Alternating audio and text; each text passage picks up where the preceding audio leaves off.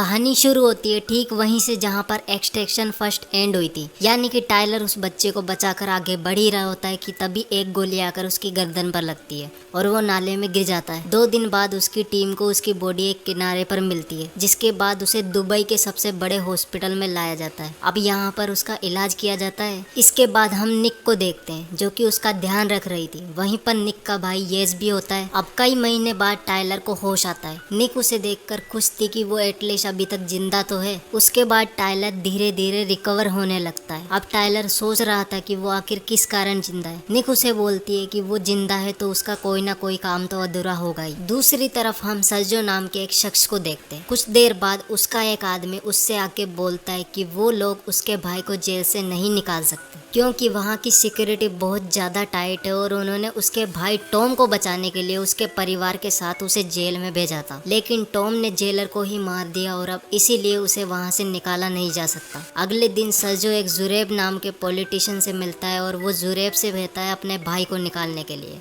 जवाब देते हुए जुरेब कहता है कि वो पूरी कोशिश कर रहा है उसके भाई को निकालने की और उसे ये काम बहुत मुश्किल भी लग रहा होता है, जिस पर सर्जो उसे तुरंत ही मार देता है और अब उसके आदमियों को भी उसके आदमी खत्म कर देते हैं। उधर टाइलर निक और येस के साथ ठीक होकर निकलता है। अब निक और येस टाइलर को उसके घर आइसलैंड लेकर जाते हैं और उसे रिटायर होने के लिए बोलते हैं। इसके बाद वो अपने घर आता है और धीरे धीरे रिकवर होने लगता है और फिर एक दिन वो अपनी वाइफ ओल्गा के लेटर्स पढ़ के बहुत दुखी हो जाता है और साथ ही उसे अपने बेटे की आखिरी पेंटिंग भी नजर आती है, जिसके बाद वो अपनी वाइफ और बेटे के वीडियोस वगैरह देखता है और ऐसे ही कई महीने बीत जाते हैं। दूसरी तरफ हम टॉम को देखते हैं जो कि जेल में अपने बेटे सेंट्रो और नीना को देख रहा था और वहाँ उसकी वाइफ किसी भी तरीके से इस जेल से बाहर निकलना चाहती थी और तभी टॉम बोलता है कि वो सभी खतरों के चलते यहाँ पर है और निकलने से मना कर देता है, जिस पर उसकी वाइफ जिया बोलती है कि वो और उसके बच्चे पिछले 8 साल से इस जेल में बंद है, जिस पर टॉम उसे पीटता है और वहां से चला जाता है। सेंट्रो ये सब कुछ सुन रहा था।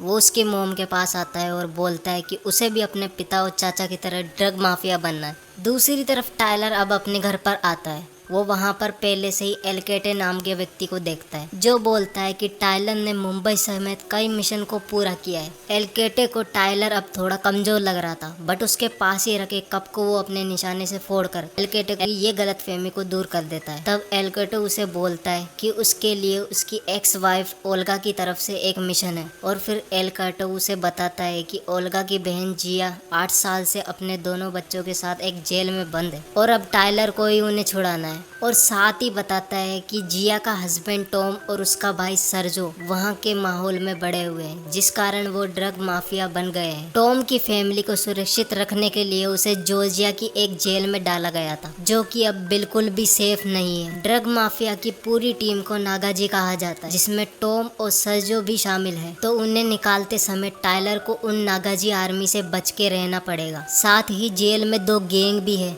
अब टाइलर निक को कॉल करके इस मिशन के बारे में बताता है और उसे साथ आने के लिए बोलता है। निक बोलती है कि वो अभी पूरी तरीके से रिकवर नहीं हुआ है, जिस पर टाइलर बोलता है कि वो हो गया है और शायद यही वो मिशन है जिसके लिए वो अभी तक जिंदा है। निक और येस टाइलर का इस मिशन का साथ देने के लिए तैयार हो जाते हैं। वो तीनों जॉर्जिया की उसी जेल में जाते हैं जहाँ पर जिया अपनी फैमिली के साथ कैद थी। निक और येस बाहर ही रुकते हैं। अब टाइलर वहाँ के गार्ड को पैसे देकर अपना रास्ता क्लियर करवा लेता है। अब टाइलर जिया के पास आता है और जिया उनके बच्चों को ये कहकर टाइलर के साथ चलने को बोलती है कि वो उनके पिता से उन्हें मिलाएगा।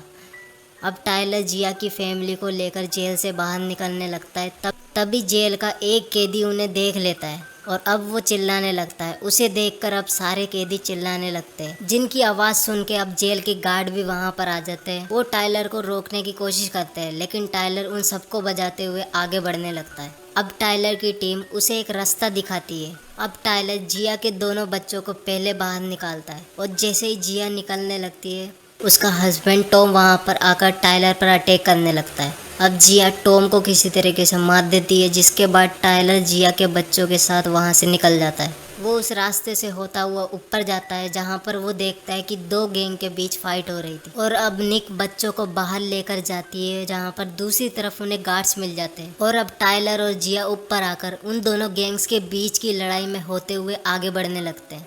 और टाइलर अपने रास्ते में आने वाले हर एक कैदी को बचाते हुए निकलने लगता है, लेकिन उसके सिर पर लगने से वो थोड़ा घायल हो जाता है, जहां उसकी हालत अभी भी बांग्लादेश में उस पर हुए हमलों से ठीक नहीं हो पाती है। अब टाइलर अपने जले हुए हाथों से कैदियों को मारने लगता है। निक उसे बताती है कि शायद नागाजी आर्मी को पता चल गया है कि टॉम मारा जा चुका है और अब वो किसी भी वक्त यहाँ पर आने वाली होगी। जिसके बाद टाइलर जिया को एक गाड़ी में लेकर वहां से निकलने लगता है। उन्हें कवर देते हुए उधर निक भी उन दोनों बच्चों और येस के साथ निकल जाती है और अब नागाजी आर्मी उनका पीछा करने लगती है। अब टाइलर उनसे बचते हुए एक्सट्रैक्शन पॉइंट की तरफ बढ़ने लगता है, जिसके बाद निक टाइलर को बचाने की कोशिश करती है, पर एक हमले के कारण टाइलर की गाड़ी पलट जाती है। अब येस और निक भी वहां पर आकर सभी लोगों को लेकर एक फैक्ट्री में घुसते हैं, जिसमें वो लोग दूसरी तरफ से ट्रेन के कंटेनर में चढ़ जाते हैं। अब टाइलर उन कंटेनर्स के ऊपर आता है और सभी नागाजी आर्मी को देख रहा होता है। साथ ही वो एक हेलीकॉप्टर को भी देखता है। इसी दौरान वो ट्रेन जिस पर टाइलर और उसकी पूरी टीम थी चल पड़ती है। टाइलर मशीन गन से अब उन हेलीकॉप्टर्स को डिस्ट्रॉय करने लगता है। इसी बीच एक हेलीकॉप्टर्स में से नागाजी में निकलकर उस कंटेनर में घुसने लगते हैं, जहां निक, येज और जिया और उसके बच्चे होते हैं। निक अब उनका सामना करने लगती है, बट वो बहुत सारे थे। अब टाइलर भी कंटेनर के अंदर आ जाता है और उन सबको बचा लेता है। टाइलर देखता है कि आगे तो ट्रेन का रास्ता ही नहीं है और ट्रेन के ब्रेक भी फेल हो चुके हैं। वो सभी एक दूसरे को पकड़ लेते हैं और आगे जाके ट्रेन पलट जाती है। लेकिन अब टाइलर की बाकी की टीम भी आ जाती है, जो उन्हें बचा लेती है। जिया का बेटा सेंट्रो जिया से उसके पिता के बारे में पूछता है। जिया के चेहरे से उसे पता चल जाता है कि उसके पिता अब मारे जा चुके हैं, जिस पर वो टाइलर पर भड़कने लगता है। टाइलर उसे बताता है कि अगर जिया ने टॉम को नहीं मारा होता तो वो उसे मार देता। जवाब सेंट्रो बोलता है कि बाहर उन्हें खतरा था, इसलिए उसके पिता टॉम ने उन्हें जेल में बंद करके रखा हुआ था। जिस पर टाइलर उसे बताता है कि उसका पिता एक अच्छा आदमी नहीं था, क्योंकि वो उन्हें जेल में रख रहा था ताकि वो उन पर अच्छी तरीके से कंट्रोल कर सके। इसके बाद जिया सेंट्रो को ले जाती है और टाइलर एक बोट की मदद से अपनी बची हुई टीम के साथ वहां से निकलने लगता है। अब हम सजो को देखते हैं, जो कि अपने भाई टॉम की मौत पर काफी ज्यादा दुखी था। टॉम की डेड बॉडी देखते ही उसे अपना बचपन याद आ जाता है, जहाँ पर उनके फादर उन्हें बहुत ही बुरी तरीके से टॉर्चर किया करते थे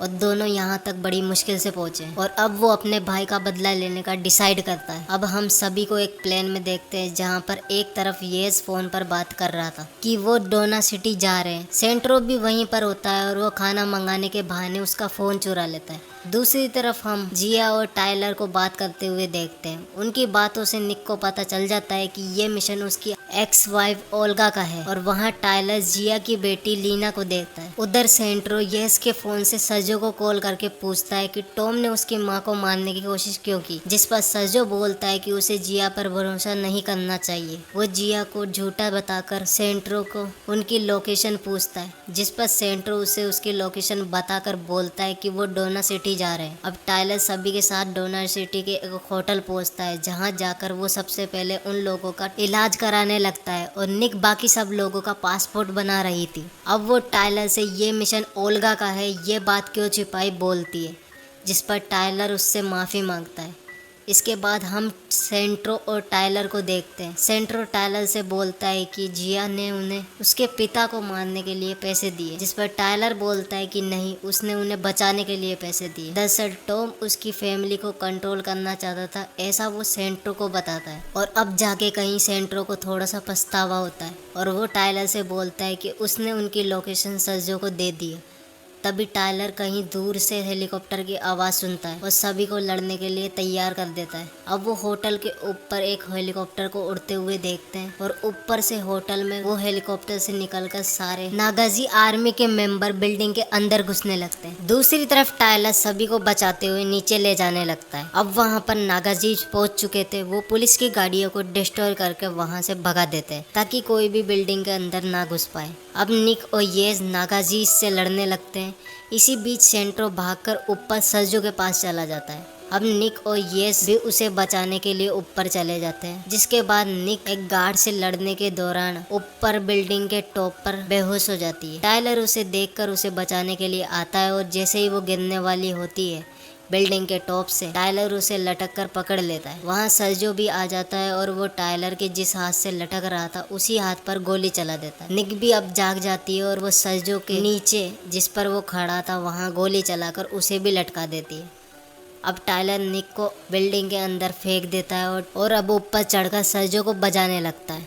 अब टायलर निक येस को लेकर हेलीकॉप्टर से जाने की कोशिश करने लगते हैं, पर सर्जो कई बार उन पर शूट करता है। इसी दौरान येस भी घायल हो जाता है। अब हेलीकॉप्टर लेके वो वहाँ से निकल तो जाते हैं, जिसके बाद वो देखते हैं कि येस अब जिंदा नहीं रहा, यानी कि वो अब मारा गया है, जिस पर निक बहुत ज़्यादा दुखी होती है। अब सर्जो का आदमी जो उसे ये सब बंद करने के लिए बोलता है, क्योंकि इससे अब तक कई सारे नाकाजीज मारे जा चुके थे, जिस पर वो उसे ही मार देता है। दूसरी तरफ टायलर निक, जिया और उसकी बेटी नीना को एक जगह पर लेकर आता है, जिसके बाहर वो ओल्गा से मिलता है। अब ओल्गा बोलती है कि वो जेरी यानी कि उसके बेटे से मिलने क्यों नहीं आया था, उनके बच्चे को मरता देख वो वहाँ से क्यों निकल गया था, उसे भी छोड़ गया था। जिस पर टायलर उसे बोलता है कि उसे अपने बेटे को मरते हुए देखने की हिम्मत नहीं थी। इसके बाद सर्जो का कॉल टायलर के पास आता है, वो उसे उसके भाई का बदला लेने के लिए बोलता है, जिस पर टायलर उसे बोलता है कि वो आ रहा है। ऐसा बोलते हैं। उसके बाद टायलर अपने हथियार इकट्ठे करता है और अकेला ही सर्जो के बेस पर हमला कर देता है, जहां पर सर्जो सेंट्रो पर एक बॉम्ब लगाकर रखा हुआ था और वो सेंट्रो को मारने की धमकी देता है। अब वो सेंट्रो को एक गन देता है और अपने पिता का बदला लेने के लिए टायलर को शूट करने को बोलता है, पर सेंट्रो बंदूक नहीं चला पाता। अब सर्जो के पीछे से निक भी आ जाती है और वो येस का बदला लेने के लिए उसे बोलती है। इसके बाद सर्जो निक को घायल कर देता है। मौका देखकर टायलर उस पर अटैक करने लगता है, पर सर्जो उसे एक नुकीली चीज से धक्का देकर घायल कर देता है। अब वो गन ढूंढने लगता है। अब टायलर चाकू लेकर उसे बुरी तरीके से घायल कर देता है और गन से उसको शूट कर देता है। इसके बाद सेंट्रो टायलर से इन सब के लिए माफ़ी मांगता है और टायलर उसे माफ़ भी कर देता है। और अब वहाँ पर पुलिस आ जाती है। 2 महीने बाद हम सर्जो जेल में निक और टायलर को देखते हैं, जहाँ निक तो रिकवर हो रही थी और टायलर से मिलने ओल्गा जेल में आती है। वो बताती है कि जिया अब एक सरकारी गवाह बन चुकी है, उसने टॉम और सर्जो के बारे में सब कुछ गवर्नमेंट को बता दिया है। तब टायलर उसके घर पे सोफे के नीचे $1 मिलियन पड़े हैं ऐसा उन्हें बताता है और उन्हें निकालने के लिए बोलता है, जो उसे उनकी जान बचाने के बदले मिला था। और तब ओल्गा बोलती है कि वो जेरी बिल्कुल अपने पिता टायलर की तरह ब्रेव बनना चाहता था, जो हमेशा ही दूसरों की मदद किया करते हैं, ऐसा जेरी ने मरते वक्त कहा था, जिससे टायलर अब इमोशनल हो जाता है। अब गार्ड्स टायलर को पकड़कर एल कैटो के पास लाते हैं, जो टायलर को बोलता है कि वह एल कैटो का एक और मिशन करेगा तो वो उसे जेल से बाहर निकाल देगा। जिसके बाद हम निक को भी देखते हैं, जिसे उसने पहले ही जेल से बाहर निकाल दिया था। टायलर इस पर हाँ बोल देता है और मूवी यहीं पर खत्म हो जाती है। और इसी तरीके से ये मूवी एक्सट्रैक्शन 3 का भी हिंट हमें दे जाती है।